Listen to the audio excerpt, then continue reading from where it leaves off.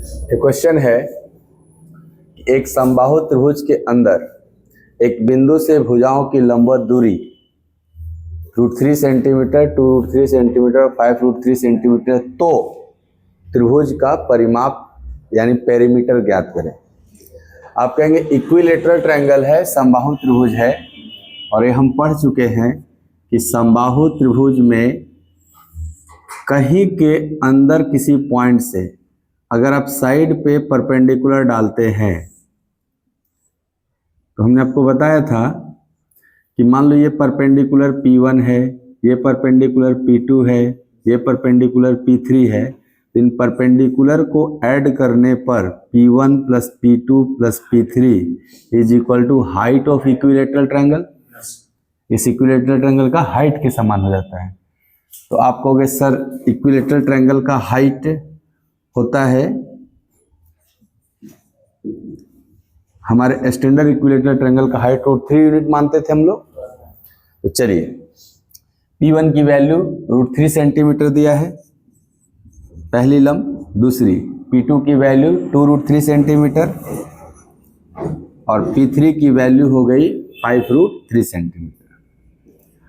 इनको ऐड करने पे ट्रायंगल का हाइट के समान होगा। ऐड किया जाए 5 2 7 1 8 8√3 centimetre is equal to height. क्या हम अपने स्टैंडर्ड इक्विलेटरल ट्रायंगल को हाइट √3 यूनिट मानते थे? हम कह सकते हैं ना √3 यूनिट का मान है 8√3 सेंटीमीटर। तो क्या एक यूनिट का मान यहाँ से निकल जाएगा? हाँ सर, √3 कट जाएगा 8 सेंटीमीटर। एक यूनिट का मान 8 सेंटीमीटर। आप बताओ आपके स्टैंडर्ड इक्विलेटरल ट्रायंगल जिसकी हाइट √3 यूनिट होती है उसका पेरीमीटर 6 यूनिट होता है। आपको पेरीमीटर चाहिए ना, परिमाप। तो परिमाप कितना होता है सर? पेरीमीटर होता है 6 यूनिट। 6 यूनिट और एक यूनिट का मान 8 सेंटीमीटर, तो 6 यूनिट का मान 6 गुणे 8 यानी 48 सेंटीमीटर। तो हमारा आंसर क्या हो जाएगा? 48 सेंटीमीटर। भूल गए तो मैं यहाँ पे दिखा रहा हूँ। हमारा स्टैंडर्ड इक्विलेटरल ट्रायंगल था 2 unit side. 2 unit side. Side कितना था? 2 यूनिट। तो इसका पेरीमीटर कितना लिए थे हम लोग? पेरीमीटर का मतलब होता है सिंपली तीनों साइड को जोड़ दिया जाए, तो 6 यूनिट हुआ था। सर इसकी हाइट कितना हम लोग लिए थे? √3 यूनिट। फॉर्मूले पे रखने के बाद आया था √3 यूनिट। सर इसका एरिया कितना आया था? √3 यूनिट स्क्वायर आया था। तो क्या आपके इस क्वेश्चन में हाइट दे करके पेरीमीटर पूछ दिया गया है? इसीलिए हमने √3 से तुलना किया और फिर हमने 6 यूनिट का मान निकाल दिया। क्लियर है? देखिए सवाल, त्रिभुज ABC एक समकोण त्रिभुज है। ठीक है, ABC एक समकोण त्रिभुज हो गया, यानी ऐसा ट्रायंगल जिसमें एक एंगल 90 डिग्री है तो आपका समकोण त्रिभुज कहलाता है। इसके परिवृत्त की त्रिज्या, परिवृत्त का मतलब हो गया बाहर बाहर जो सर्किल बना था इसका रेडियस बोल रहा है, और परिवृत्त की त्रिज्या को हम कैपिटल R से रिप्रेजेंट करते हैं। सर्कम रेडियस हो गया ये। सर्कम रेडियस कितना दिया हुआ है? 3 सेंटीमीटर। राइट एंगल ट्रायंगल में हाइपोटेनस का आधा ही होता है सर्कम रेडियस। इसका रीजन ये है कि राइट एंगल ट्रायंगल में ये जो आप हाइपोटेनस देख रहे हो ये डायमीटर होता है सर्किल का, यानी कि इस सर्किल का जो सेंटर होता है वो हाइपोटेनस के मिड पॉइंट पे होता है। अगर ये मिड पॉइंट सेंटर है तो यही तो रेडियस है और ये हाइपोटेनस का हाफ होता है। तो क्या हम बोल सकते हैं कि इस राइट एंगल ट्रायंगल का हाइपोटेनस जो होगा वो 6 सेंटीमीटर होगा? ये देखो ये 3 है, ये 3 है, तो पूरा मिलके 6 हो गया ना। यानी इस राइट एंगल ट्रायंगल का हाइपोटेनस कितना हो गया? 6। कर्ण कितना हो गया? 6। प्रश्न है कि विपरीत शीर्ष से कर्ण पर डाले गए लंब की लंबाई 2 सेंटीमीटर। ये आपने परपेंडिकुलर जो डाला है इस पे ये 2 सेंटीमीटर दे रहा है। तो बोले ट्रायंगल का एरिया बताओ। क्या किसी ट्रायंगल का area half base into height होता है? ट्रायंगल का area half base into height. तो डेल बराबर 1/2 बेस इंटू हाइट। अब ये बताओ जो हाइपोटेनस था वो बेस का काम करेगा? हाइपोटेनस जो है वही ना बेस का काम करेगा। क्यों? क्योंकि उसी पर हमने लंब डाला है 2 सेंटीमीटर। तो आपका एरिया हो जाएगा 1/2। बेस कितना? 6 सेंटीमीटर और हाइट 2 सेंटीमीटर। तो आंसर 6 cm² हो जाएगा। तो इस ट्रायंगल का एरिया कितना हो जाएगा? 6 cm²। यहाँ आपको क्या याद रखना है कि जो हाइपोटेनस होता है वो सर्कम रेडियस का डबल होता है। सर्कम रेडियस क्या होता है? डबल। मान लो ऐसे कभी सवाल पूछ दिया, एक समकोण त्रिभुज का कर्ण है 8 सेंटीमीटर, तो उस समकोण त्रिभुज के परित्रिज्या का लंबाई कितना होगा? तो आप बोलेंगे कि यस, परित्रिज्या सर्कम रेडियस परित्रिज्या इज इक्वल टू कर्ण बाई 2, यानी circumradius is equal to hypotenuse by. तो हाइपोटेनियस नहीं पता था लेकिन सर्कम रेडियस पता था ना, 3 सेंटीमीटर, उसका डबल कर देना, हाइपोटेनस हो जाएगा। और यही क्या काम करेगा? बेस का। एक ट्रायंगल, इसको ऐसे बना लो, देखो ये हाइपोटेनस हमने नीचे कर दिया, ये पूरा हाइपोटेनस 6 सेंटीमीटर हो गया ना, पूरा ये वाला, और इस पे हमने लंब डाला, ऐसे ही तो लंब डाले होंगे। ये लंब कितना दिया है? 2 सेंटीमीटर। तो नहीं, एरिया निकल जाएगा हाफ बेस इंटू हाइट करके। आंसर क्या हो जाएगा? 6। परिकेंद्र का निर्माण, परपेंडिकुलर बाइसेक्टर के इंटरसेक्टिंग पॉइंट को परिकेंद्र कहते हैं। परपेंडिकुलर कहीं से भी डालेंगे? नहीं, परपेंडिकुलर बाइसेक्टर होना चाहिए। जैसे देखो किसी ट्रायंगल का ना परिकेंद्र, देखो ध्यान से, परिकेंद्र समझ लो, सर्कम सेंटर। हम बोल रहे हैं क्या कि इंटरसेक्टिंग पॉइंट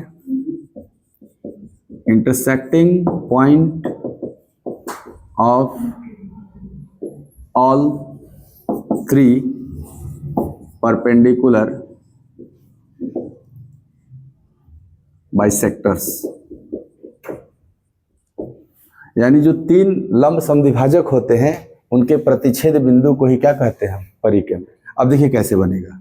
मान लीजिए आपका ट्रायंगल है, जानबूझ के मैं ऐसा ले रहा हूं ट्रायंगल, तो आप कहोगे सर परपेंडिकुलर बाइसेक्टर चाहिए मुझे, यानी परपेंडिकुलर बाइसेक्टर वो लाइन होता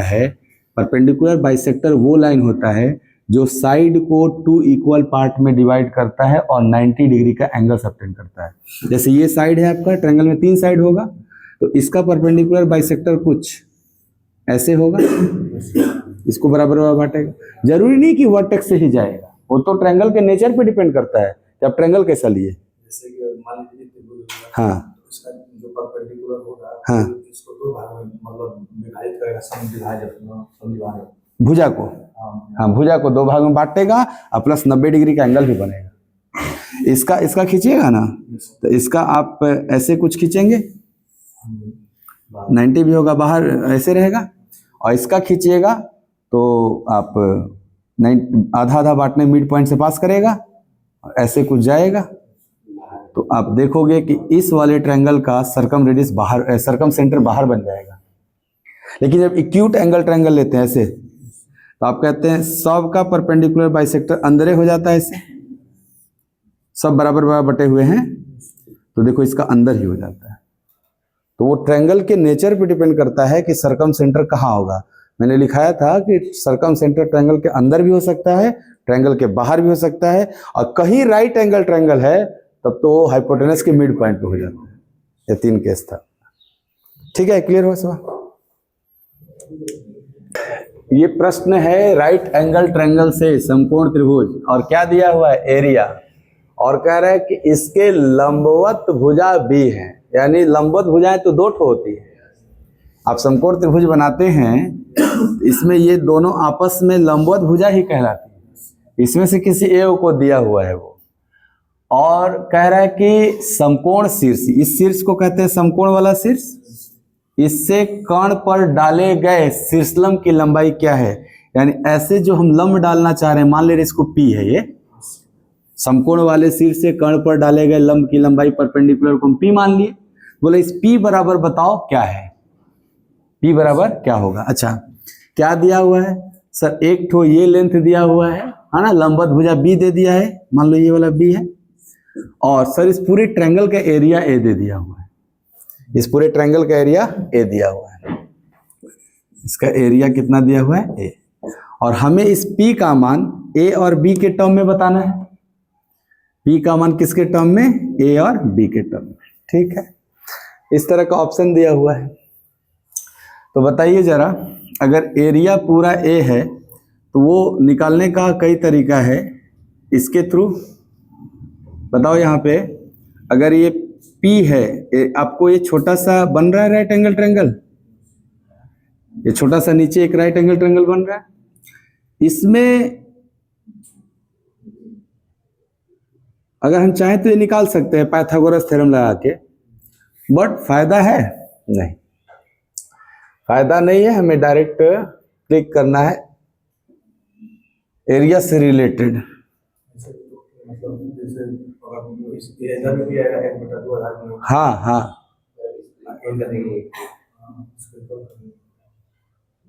एरिया इसको हाइट मान के, इसको बेस मान के एक ठो निकालेंगे, और एक ठो इसको परपेंडिकुलर इसको लेके निकालेंगे, दोनों बराबर करेंगे। तो ये नहीं है ना, पता नहीं है, ये पता कर ले इसको क्या, बिल्कुल। चलो, एरिया बराबर होता ही क्या है, एरिया बराबर हाफ बेस इंटू हाइट होता है, हाँ हाफ बेस इंटू हाइट होता है।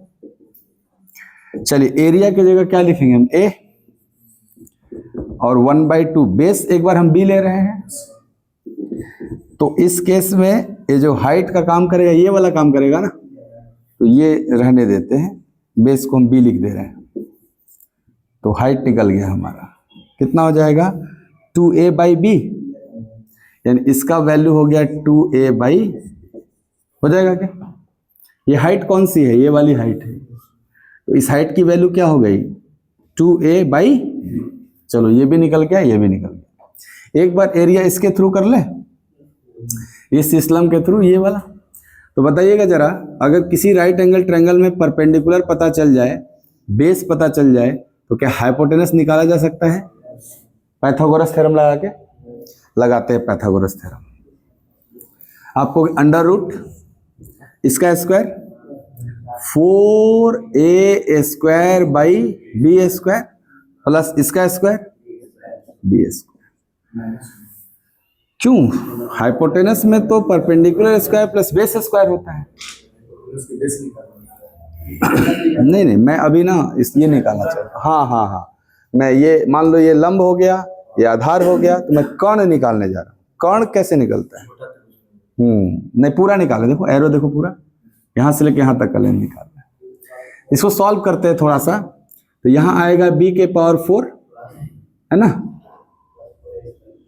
ऐसे 4a² प्लस b⁴, और बाई अगर रूट हटा दे तो खाली b हो जाए, या रूट के अंदर रखेंगे तो b² रखेंगे, ये हो गया। अब आप बताओ, इसको बेस मानो, अब हाइपोटेनस को बेस बोलो, और ये आपका हाइट का काम करेगा। तो एक बार और एरिया वाला फॉर्मूला लगाओ कि सर एक बार और एरिया बराबर हाफ बेस इंटू हाइट, और इस बार बेस किसको लेंगे हम, हाइपोटेनस को लेंगे। इस बार बेस किसको लेंगे, हाइपोटेनस को। तो हाइपोटेनस कितना है मेरा, अच्छा एरिया बदलेगा तो नहीं ना ट्रायंगल का। आप ट्रायंगल का एरिया चाहे इनको बेस इनको हाइट मान के निकालिए, या इनको बेस इनको हाइट मान के निकालिए, हमेशा फिक्स रहता है, यही रहेगा, ए हो गया, इज इक्वल टू 1/2। इस बार बेस हमारा ये है ना, तो इसको लिख लेते हैं under root 4a² plus b⁴ by केवल b, ये रूट के बाहर कर लेंगे इसको, तो इनटू हाइट को हम लोग p माने हैं ना, जो कि निकालना है प्रश्न में, इसको हमने p बोल दिया था, और क्या मुझे p ही निकालना है क्वेश्चन में। तो चलो p बराबर इधर भेज देंगे सबको, तो आपको p बराबर 2ab by under root 4a² plus b⁴, यही है ना। तो ऑप्शन है, दो बार एरिया का फॉर्मूला लगाना, एक बार इसको इस परपेंडिकुलर और बेस के थ्रू, और एक बार हाइपोटेनस और इसके एल्टीट्यूड के थ्रू, आ जाएगा आपका आंसर। आप चाहेंगे तो नंबर भी मान के बना सकते हैं इसको। हाँ, इधर देख लीजिए कि अगर राइट एंगल ट्रायंगल है, है ना, एक राइट एंगल ट्रायंगल है, इसमें ये परपेंडिकुलर है, ये बेस है और ये हाइपोटेनस है। तो ये जो 90 डिग्री वाला वर्टेक्स है, समकोण वाला शीर्ष, इससे अगर कर्ण पे आप लंब डालते हैं, मान लेते हैं इस लंब की लंबाई x, इस x बराबर हो जाता है P into B by H. तो अगर हमको कभी भी परपेंडिकुलर भी मिल चुका है, बेस भी मिल गया है और हाइपोटेनस भी मिल गया है, तो डाले गए लंब की लंबाई perpendicular into base by hypotenuse, इन्हीं दोनों से आया है। देखो ना, ये एरिया और ये एरिया सेम था, तो जब एरिया बराबर है यानी लेफ्ट हैंड साइड बराबर है तो राइट हैंड साइड भी बराबर होगा। तो जैसे ही राइट हैंड साइड बराबर करिएगा तो 1/2 कैंसिल हो जाएगा। और इसका देखो बेस क्या है b, और इसका हाइट हमने निकाल लिया था, कितना ये निकाला है ना, तो यहाँ लिखेंगे ना b इंटू 2a/√2a/b, तो ये कैंसिल होकर जो आएगा is equal to base into height, तो ये वाला इंटू ये लिखेंगे। तो जैसे ही दोनों को आप बराबर करिएगा तो ध्यान से देखिए, ये 1/2 कैंसिल हो चुका है, इतना बराबर इतना लिखते ही मुझे ये वाली हाइट चाहिए, तो क्या ये वाली हाइट बराबर बेस इंटू हाइट बाई ये वाली बेस, तो ये वाली बेस ये है और हाइट ये है, तो एक तरह से क्या हो गया, परपेंडिकुलर इंटू बेस वही गया ना, ये क्या है परपेंडिकुलर इंटू बेस, यही ना है परपेंडिकुलर, तो ये हो गया परपेंडिकुलर इंटू बेस। और सर ये हाइट निकालना है तो इस बेस से भाग देना पड़ेगा, और ये वाला बेस क्या है हाइपोटेनस,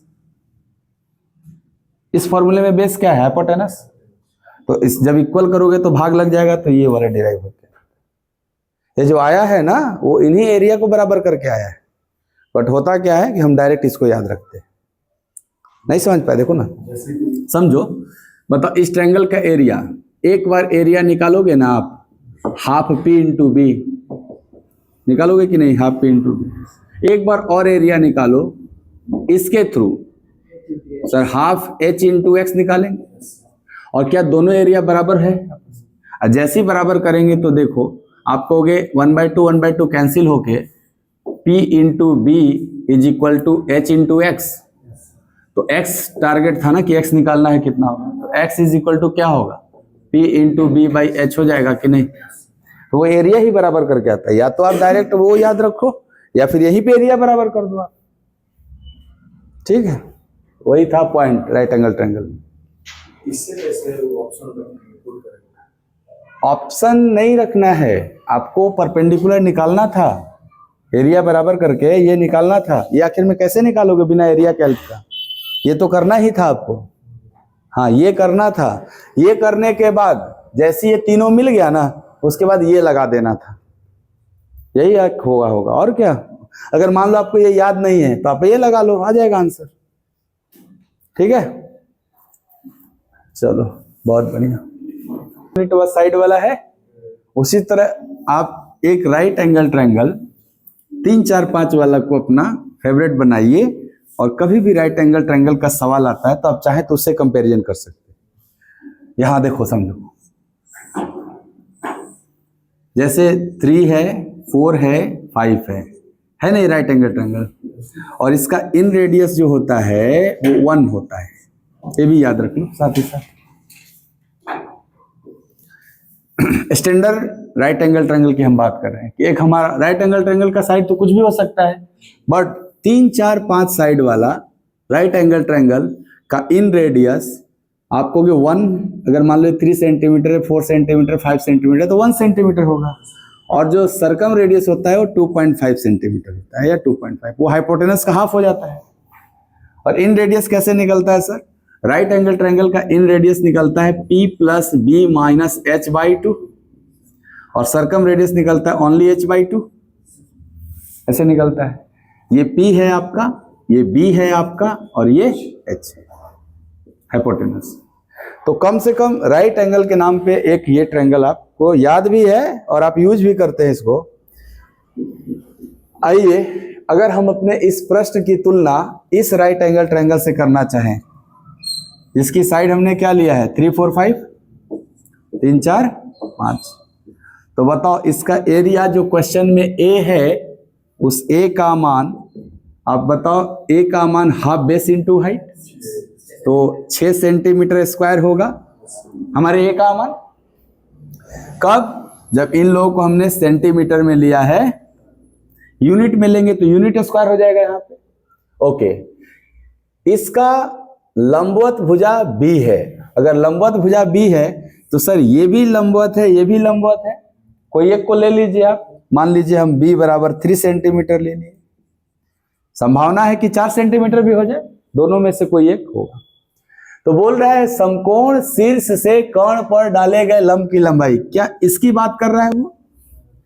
और ये जो लेंथ होता है आपको पता है P into B by H होता है, तो क्या इसको हम P बोल रहे हैं, राइट? इसको हम P बोल रहे हैं। तो क्या P बराबर हमारा यहाँ पे 3 इंटू 4/5 यानी कि 2.4 हो जाएगा, सॉल्व करेंगे तो। यानी सर ये डेटा जिस ऑप्शन में डालने पर 2.4 दे देगा वही मेरा आंसर है।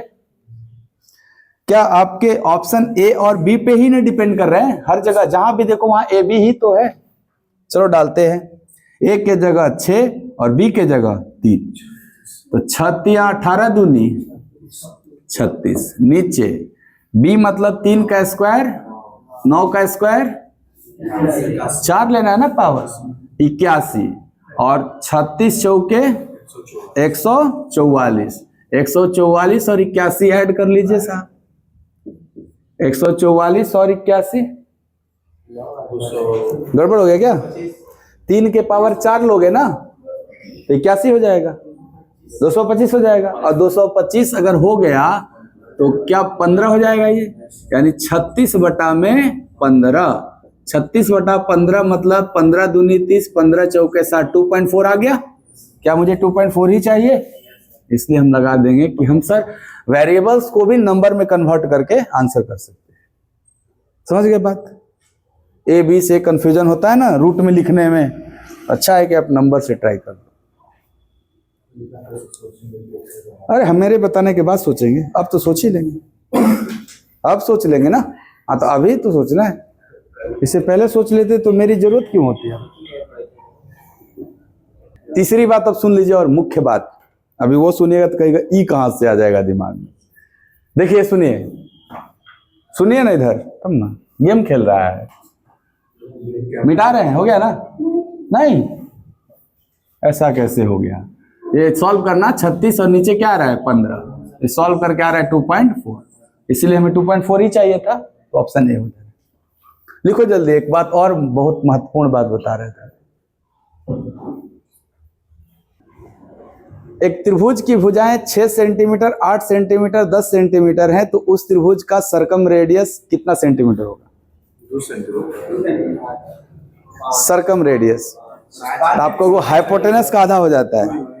इन रेडियस अगर पूछते इन रेडियस, तो सर 3, 4, 5 को आप डबल ही तो किए हो, 6, 8, 10 किए हो, तो सारे लेंथ कंपोनेंट डबल हो जाएंगे। तो जो इन रेडियस 1 यूनिट था वो डबल होके 2 यूनिट बन जाएगा, तो 2 सेंटीमीटर हो जाएगा आपका। तो आप चाहोगे ना तो इससे कंपैरिजन कर सकते हो आराम से, राइट एंगल ट्रायंगल में। खैर हम एक बात और बताना चाहते हैं इस पर्सनली इस सवाल के लिए।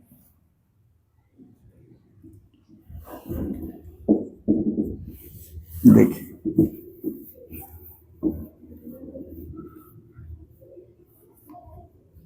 कुछ भी नहीं लगाना है, सब कुछ नहीं, formula perpendicular base by hypotenuse सब भुला गए। अगर मान लो कोई काम नहीं कर रहा है दिमाग, सब खत्म, ये सब कुछ नहीं, कंपैरिजन भी नहीं करना, हो गया, लिख चुके हो ना, हटा दे रहे हैं।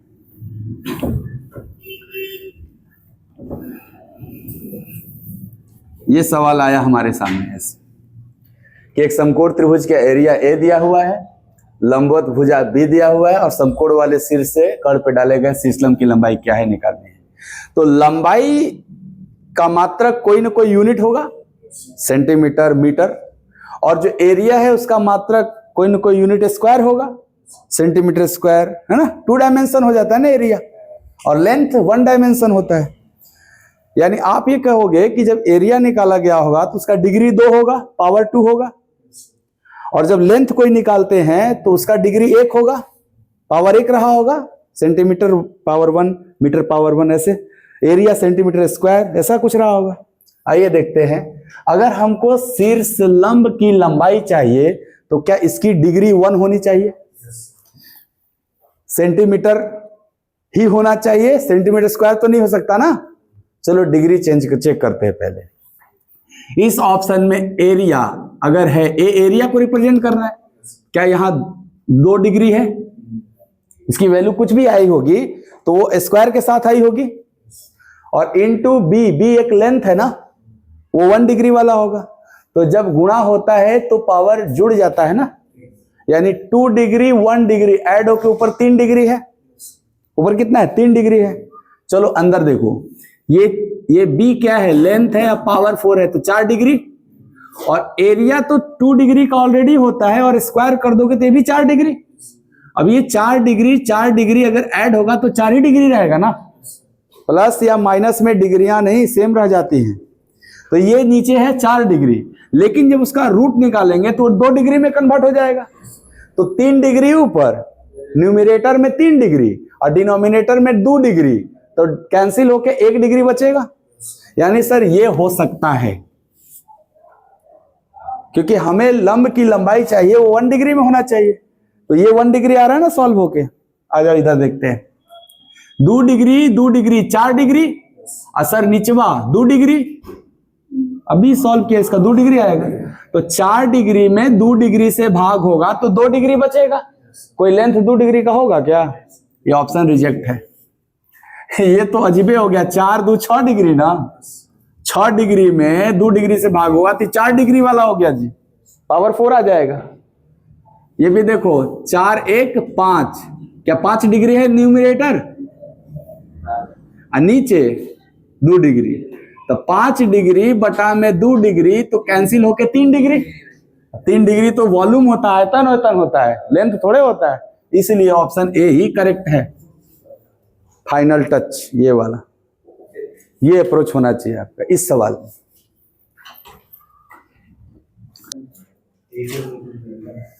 कह रहे त्रिभुज एबीसी में इसकी जो भुजाएं हो बराबर नहीं है, यानी स्केलिन ट्रायंगल है, विषम बाहु त्रिभुज है ये। तो होगा कैसा भी, क्या फर्क पड़ता है, ऐसे बना लेते हैं हम लोग स्केलिन ट्रायंगल। ट्रायंगल का नाम है एबीसी, जिसमें AB AC के बराबर नहीं है, BC के बराबर नहीं है, यानी तीनों भुजाएं आपस में बराबर नहीं है। तो ऐसे ही त्रिभुज को हम विषम बाहु त्रिभुज कहते हैं, स्केलिन ट्रायंगल कहते हैं। अच्छा, इसकी माध्यिका दिया हुआ है ADBC। माध्यिका मतलब मीडियन। मीडियन जो होता है ना, वो वर्टेक्स से सामने वाले साइड के मिड पॉइंट तक का डिस्टेंस होता है, ऐसे ये मीडियन है। AC का मिड पॉइंट ले लो और B से खींच दो, ये भी मीडियन हो जाएगा, और AB का मिड पॉइंट ले लो और C से खींच दो, ये भी मीडियन हो जाएगा आपका।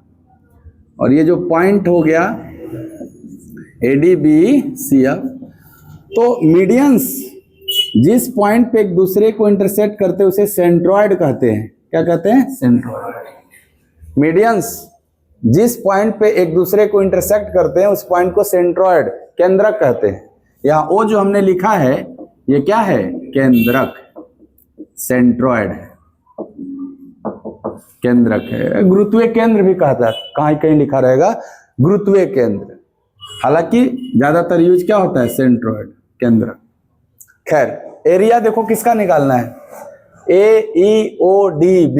चलो बनाते हैं, AEODB,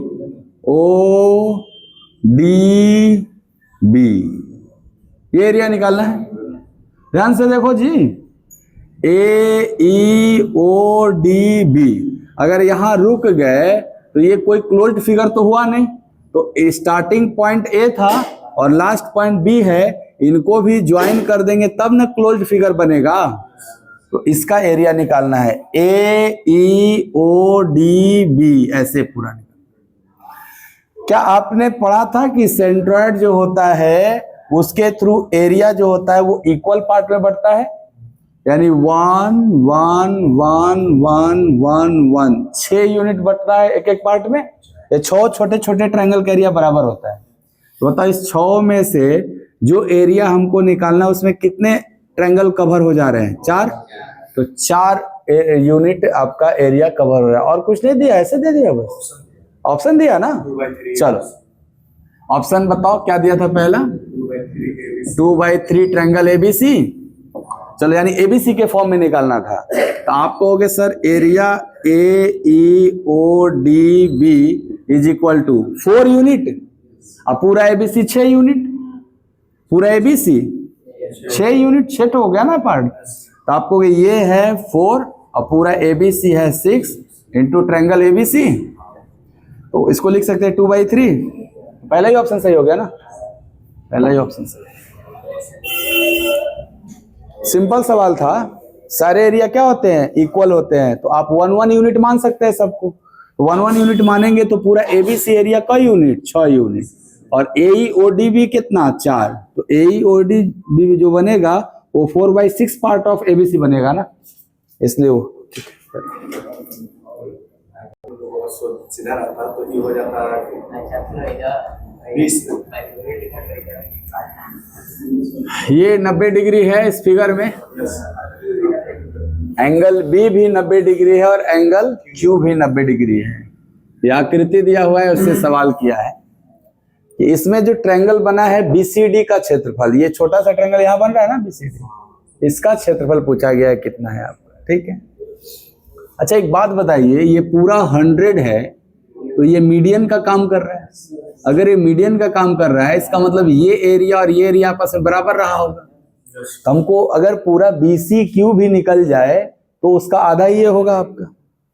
ठीक है, अगर आप ध्यान से देखें तो एरिया कुछ दिख रहा है, ये ABQ का एरिया निकल सकता है बेस इंटू हाइट से, BPQ का भी एरिया निकल सकता है बेस इंटू हाइट से, है ना। और अगर आप कह रहे ये परपेंडिकुलर हो जाता तो बेस 50 और ये परपेंडिकुलर लेंथ हम सिमिलरिटी लगा के निकाल लेते। CD अगर चाहें तो सिमिलरिटी लगा के निकाल सकते हैं। तो रिस्ट्रिक्शन तो है ही नहीं कि परपेंडिकुलर नहीं है। जैसे इन्होंने बोला ये 90 है, तो उसको तो नहीं बोला ना कि 90 नहीं है। तो एक बार 90 लेके उसका लेंथ निकाल के देखो कि क्या ये 20 होगा क्या। जैसे देखो triangle BCD similar triangle BPQ, तो इसका साइड 1/2 है ना, 50 का डबल 100 है ना, तो यहाँ भी 20 का डबल 40 रहा होगा। बोलिए साहब, सुनिए। और अगर इधर से देखिएगा तो आप कहिएगा ये दोनों बराबर बराबर, तो उसके हिसाब से 5-10 हो जाएगा, इसीलिए वो 90 नहीं है। और अब कंफर्म हो गया कि वो 90 किसी सूरत पे नहीं होगा। नहीं समझे बात। जैसे यहां भी 40 रहता तब कंफर्म था कि ये लंब ही होगा और 20 होगा, लेकिन यहां तो लेंथ 10 दे दिया, यहां 40 दे दिया, इसका मतलब यहां बनने वाला एंगल 90 डिग्री नहीं है ना। कंफर्म हो गया, अब हम ले भी नहीं सकते। तो क्या तरीका होगा आपका निकालने का, चलिए समझते हैं थोड़ा।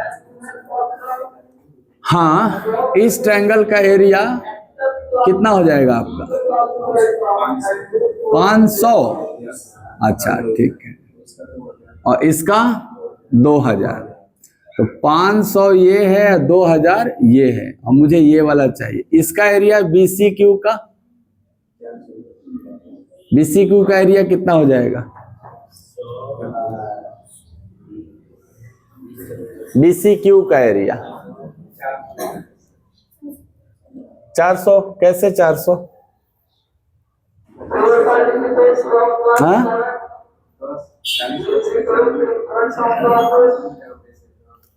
ये वाला 10 का 4 गुना 40 है, तो 50 का 4 गुना। ये कौन सी लॉजिक, ये कोई लॉजिक है? हाँ, रीडिंग नहीं है। एक बात तो तय है कि हमारा आंसर किस पे है, BCQ पे है। हमारा आंसर है ट्रायंगल BCQ/2। इसका एरिया क्या होगा, BCQ/2। अब BCQ का एरिया निकालना है। सर इसको लंब खींच दें। हाँ, खींचिए। अगर एक ऐसे आप लंब खींचेंगे कंस्ट्रक्शन। हाँ, तो इस लंब की लंबाई चाहिए,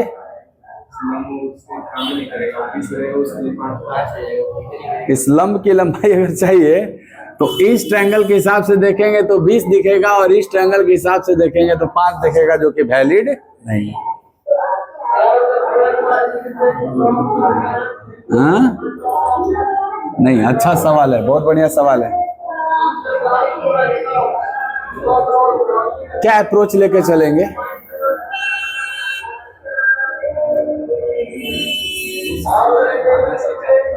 हाँ,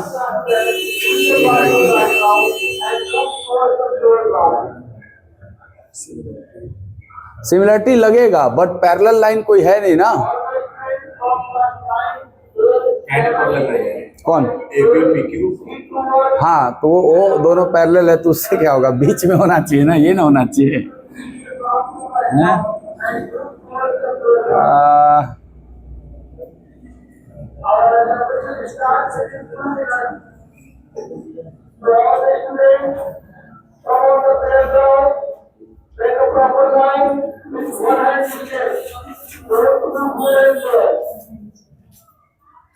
और QCP देखो, नहीं सर, जैसे एक ये एंगल बराबर हो गया, एक ये एंगल बराबर हो गया, और ये दोनों लाइन परपेंडिकुलर है, हैं? तो इधर वाला कोण इस वाला कोण के बराबर रहा होगा ना।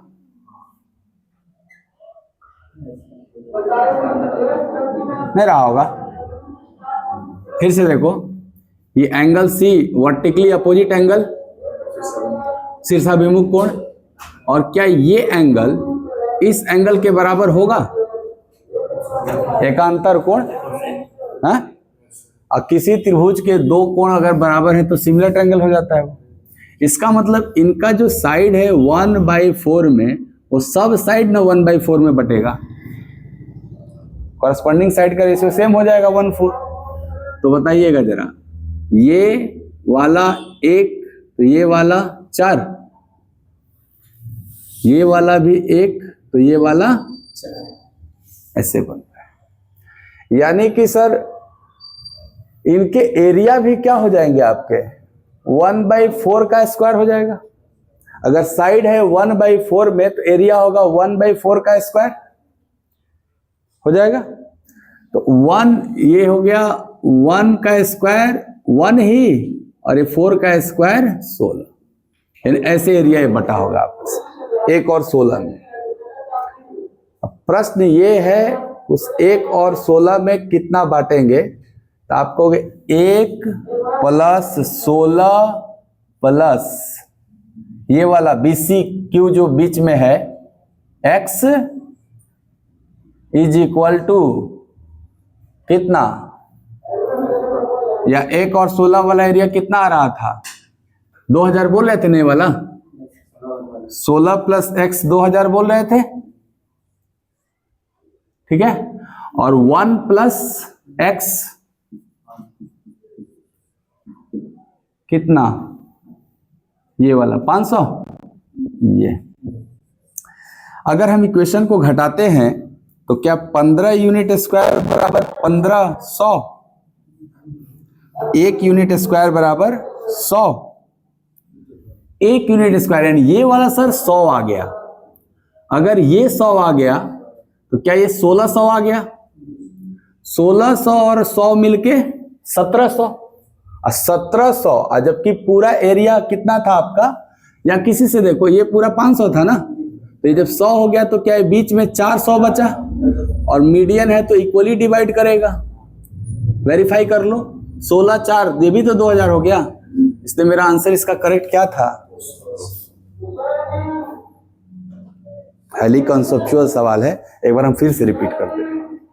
इसमें लंब ना होने की वजह से थोड़ा तिकड़म करना पड़ा, फिर से बता देते हैं। नहीं समझ में आया है ना, हो गया, समझ गए, क्या बात है। एक बार और बता दे रहे हैं, फिर से कंफ्यूजन दूर हो जाएगा। देखो ऐसा फिगर था इस बार,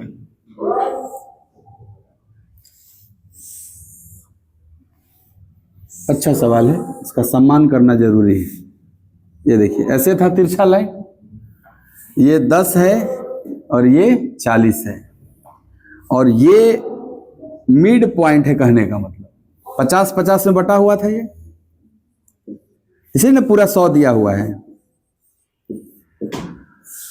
और सर हमको ये वाला ट्रायंगल का एरिया चाहिए, नाम हम लिखा हुआ था, ये ए है, ये बी है, और ये वाला पी है, ये है क्यू, और यहाँ सी डी है। ऐसे प्रश्न है कि ट्रायंगल बीसीडी का एरिया निकालिए, ये वाला ट्रायंगल का एरिया चाहिए आपको। तो आप कह रहे हैं कि सर अगर हमें बीसी क्यू का एरिया मिल जाए तो वही आधा आधा बटा होगा, क्योंकि मीडियन है ना सीडी, मीडियन ट्रायंगल को 2 इक्वल पार्ट, यानी ये एरिया और ये एरिया आपस में क्या होगा, बराबर।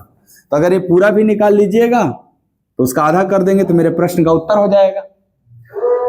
मैंने ये बोला कि ये जो आपको ट्रायंगल दिख रहा है, ट्रायंगल ए सी बी, ये सिमिलर है ट्रायंगल क्यू सी पी के, देख लो ए सी बी सिमिलर है क्यू सी पी के। क्यों?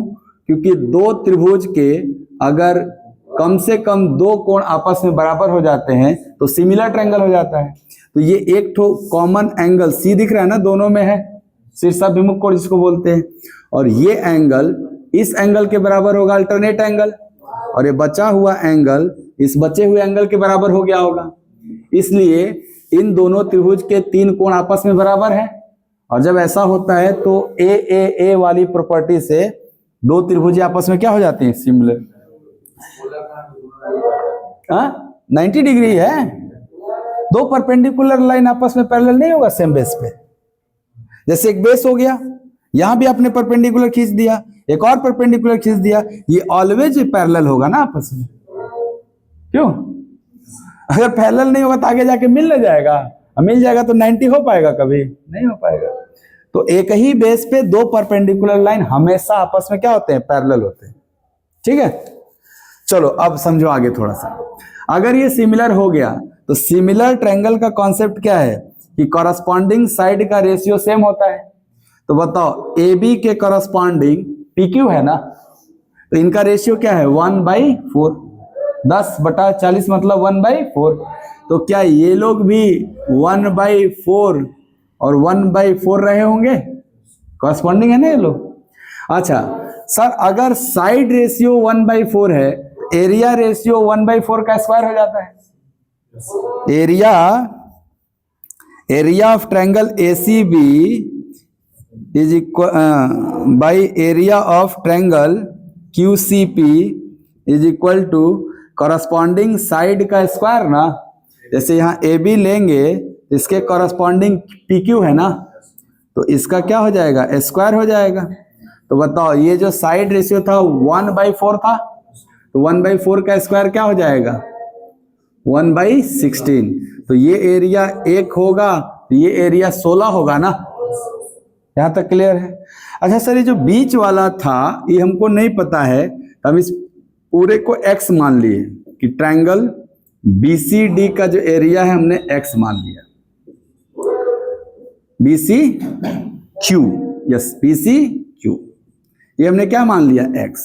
तो अब आप जरा सोचिए कि अगर ये पूरा x ले लिया आपने, पूरा x, तो इधर देखिए AQB को देखिए, क्या AQB जो ट्रायंगल बना है ये एक राइट एंगल ट्रायंगल है, और इसका area half base into height होगा। तो बेस कितना 100, हाइट कितना 10, तो हाफ कर देंगे तो 500। तो अगर ये पूरा मिलके कितना है 500, यानी 1 + x बराबर 500। 1 भी क्या है, एरिया, x भी क्या है, एरिया, ये दोनों एरिया मिलके 500 एरिया। इधर देखो ये 16 और x मिलेगा तो ये पूरा राइट एंगल ट्रायंगल बनेगा, और इस राइट एंगल ट्रायंगल का area half base into height करेंगे 2000, तो कहोगे 16 एरिया प्लस x एरिया मिलके 2000 होना चाहिए। तो ये दोनों एरिया की इक्वेशन है। अगर इसमें से इसको घटा देते हैं तो x कट जाएगा, और 16 में से 1 गया, 15 एरिया इधर यूनिट में, इधर रियल में एरिया 1500। तो 15 यूनिट स्क्वायर बराबर 1500, 1 यूनिट स्क्वायर बराबर 100 होगा।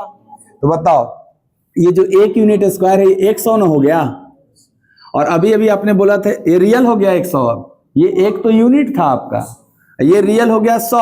अब पूरा ट्रायंगल का एरिया रियल में क्या था 500, रियल में क्या था 500, अगर रियल 500 में से 100 तो ये x जो था वो रियल में 400 ना, x का मान रियल में 400 और जो x है वो 2 इक्वल पार्ट में बटेगा ना, BCD क्या हो जाएगा 400 का आधा, इसीलिए आंसर क्या था हमारा 200। आ गया समझ में? चलो बहुत अच्छा। ये फिगर है ना, इस फिगर में ये बड़ा वाला सर्किल है जो सरकम सर्किल है उसको C1 से बोल रहा है, और जो अंदर छोटा सा सर्किल बना है ना इन सर्किल, इसको C2 बोला है वो प्रश्न में। और इस तरह का फिगर देके बोला है जो ट्रायंगल आप देख रहे हैं ABC है, एक इक्विलेटरल ट्रायंगल है, और जो PQR है ना ये समदूरस्थ पॉइंट है, यानी P से Q तक की जितनी दूरी है Q से R भी उतनी ही दूरी है, R से P भी इतनी ही दूरी है बोला है। और ऐसा होने के लिए PQR को भी इक्विलेटरल होना पड़ेगा, तभी दूरियां बराबर होंगी। यानी कहने का मतलब है कि ट्रायंगल ABC भी इक्विलेटरल है और ट्रायंगल PQR भी इस फिगर में इक्विलेटरल है। एंड ब्रीथ C1 का जो रेडियस है वो 6√3 है, यानी ये ब्रीथ जो सरकम सर्किल है उसका रेडियस, अब सरकम सर्किल का रेडियस तो सरकम रेडियस कहलाएगा। तो थोड़ा सा इस फिगर को हम चेंज करते हैं। आप कहोगे देखो ये बाहर बाहर जो सरकम सर्किल था इसमें बनने वाला इक्विलेटरल ट्रायंगल ABC था, और इसके अंदर जो सर्किल बना था इन सर्किल, इसमें बनने वाला भी इक्विलेटरल ट्रायंगल है, तो हम उस इक्विलेटरल को ऐसे भी लिख सकते हैं, ऐसे भी बना सकते हैं। समदूरस्थ ही तो होना चाहिए, तो क्या हम इसको इस अंदर वाले ट्रायंगल को पलट देंगे, ऐसा बनता हुआ दिखाई देगा? तो आपको ध्यान से देखना है। अब ये ऊपर वाला ट्रायंगल ABC है और अंदर वाला ट्रायंगल PQR है, बोलिए साहब, और इन सब का सेंटर O है। तो आप कहोगे जो पहला वाला रेडियस है वो बड़े वाले ट्रायंगल का कैपिटल R है, और हमको सर एरिया चाहिए बड़े वाला ट्रायंगल ABC का छोटे वाले ट्रायंगल PQR से। एक बात बताओ कि बड़ा वाला ट्रायंगल ABC का रेडियस जो है कैपिटल R वो 6√3 सेंटीमीटर दिया हुआ है, और अंदर जो इन सर्किल बना है उसमें भी इक्विलेटरल ट्रायंगल है, तो इसका स्मॉल r जो होगा वो इसका आधा हो जाएगा। पढ़ा है ना आपने? तो आप बताओ अगर ये 6√3 है तो स्मॉल, ये पूरी लेंथ हाइट होगी कि नहीं? ये पूरी लेंथ हाइट होगी, और जो इक्विलेटरल ट्रायंगल के हाइट होते हैं वो 2:1 में डिवाइड होते हैं, और 2 यूनिट वाले को कैपिटल R कहा जाता है और 1 यूनिट वाले को स्मॉल r कहा जाता है, और ये हमेशा किस में होते हैं? 2:1 में होते हैं। इसीलिए अगर PQR का रेडियस पूछा जाता तो आप इसका आधा 3√3 सेंटीमीटर कह सकते थे, लेकिन रेडियस नहीं पूछा गया, आपसे एरिया पूछा गया है। तो बताइए रेडियस जो होगा क्या वो, अगर देखा जाए रेडियस 2:1 में है तो ये आपस में सिमिलर ट्रायंगल भी कहलाएंगे ना। जैसे एक बड़ा समबाहु त्रिभुज और एक छोटा समबाहु त्रिभुज हमेशा आपस में समरूप होते हैं, क्योंकि बड़का का भी एंगल 60-60-60 होता है और छोटका में भी तो 60-60-60 ही होता है। तो दो समबाहु त्रिभुज हमेशा आपस में समरूप होते हैं, हमेशा आपस में समरूप होते हैं। शंका है कोई? उसमें एंगल प्रॉपर्टी ढूंढना ही नहीं पड़ेगा। क्यों? क्योंकि सर चाहे बड़ा समबाहु त्रिभुज लीजिए उसमें भी तो कोण 60-60-60 ही होगा, और छोटा समबाहु त्रिभुज लीजिए उसका भी तो कोण 60-60, और जहां दो त्रिभुज के तीनों कोण बराबर होते हैं वही दोनों त्रिभुज में समरूप त्रिभुज कहलाता है। तो बताओ क्या ABC सिमिलर होगा PQR के? अगर ABC सिमिलर है तो इनके लेंथ कंपोनेंट है ना रेडियस, और लेंथ अगर 2:1 में है तो एरिया इसका स्क्वायर गुना हो जाएगा, तो 2 का स्क्वायर और 1 का स्क्वायर, तो आंसर 4:1 हो जाएगा। 2 बड़का वाला है ना ABC का है, इसीलिए 2 का स्क्वायर ABC का एरिया और 1 का स्क्वायर PQR का एरिया। तो थोड़ा सा घूम गया था इसलिए कंफ्यूजन नहीं, अगर ऐसे बना देता तो आपको दिख गया होता पूरा। नहीं लेंथ की जरूरत नहीं है। ये बताओ अगर इसका रेडियस इतना है तो आप कहोगे ना इसके थ्रू हम साइड निकाल लेंगे। जैसे रेडियस पता है, एक समबाहु त्रिभुज का रेडियस पता है, तो क्या उसका भुजा निकल जाता है? भूल गए तुरंत, अभी देखो इधर बताया था। अगर एक समबाहु त्रिभुज का साइड 2 यूनिट होता था, 2 यूनिट होता था, तो इसका circum radius 1/√3, circum radius 2/√3 unit होता है, और इन रेडियस 1/√3 यूनिट होता है। ऐसा हमने बताया आपको। तो बताओ 2/√3 का मान दिया हुआ है ना, तो आपको 2/√3 यूनिट का मान दिया है 6√3 सेंटीमीटर। यहां से 1 यूनिट निकालने जाएंगे तो 9 सेंटीमीटर, 2 से कटेगा 3 बार में, और 3 गुणे √3 करेंगे 3 आ जाएगा, तो 3 3 9। तो इस वाला डेटा से 1 यूनिट का मान 9 सेंटीमीटर आएगा, आएगा ना। बताओ इस डेटा से 1 यूनिट का मान अगर 9 आ गया तो एरिया जो होता है वो √3 यूनिट स्क्वायर होता है। तो 1 यूनिट का मान 9 सेंटीमीटर, तो √3 यूनिट स्क्वायर का मान √3 गुणे 9 का स्क्वायर, यानी 81√3 सेंटीमीटर स्क्वायर इसका होगा एबीसी का, एबीसी का एरिया हो गया। अच्छा अब आ जाओ इस पे। स्मॉल आर किसके लिए बना था? पीक्यू आर के लिए। पीक्यू आर के लिए इसका स्मॉल आर बना है, तो इसका भी वैल्यू आप बोलोगे 2√3 का ही बराबर हो जाएगा। तो बताओ इसका अगर आधा कर देंगे 3√3 तो कितना हो जाएगा? 9/2 यानी 4.5। तो इसके थ्रू 1 यूनिट का मान क्या आएगा? 4.5। तो ट्रायंगल PQR का जो एरिया होगा PQR का वो 4.5 पे ना बनेगा, तो क्या हो जाएगा? √3 × 4.5 का स्क्वायर। तो देख लो आप ध्यान से, √3 तो रहेगा, 4.5 का स्क्वायर क्या हो जाता है? 16 2 कितना हो जाएगा? 2025 हाँ 20.25 √3 cm स्क्वायर। चलो इसका रेशियो ना चाहिए आपको, अब रेशियो निकालो।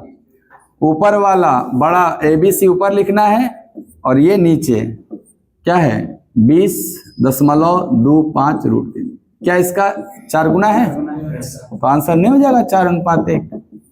बट इतना दूर क्यों जाएंगे? हम आपको सिमिलरिटी में चीज बताए हैं कि अगर 2 समरूप त्रिभुज है, उसकी लेंथ कंपोनेंट, मैं साइड नहीं बोल रहा था, लेंथ कंपोनेंट, लेंथ में साइड भी हो सकता है, रेडियस भी हो सकता है, हाइट भी हो सकता है, माध्यिका भी हो, सारे लेंथ ही तो हैं।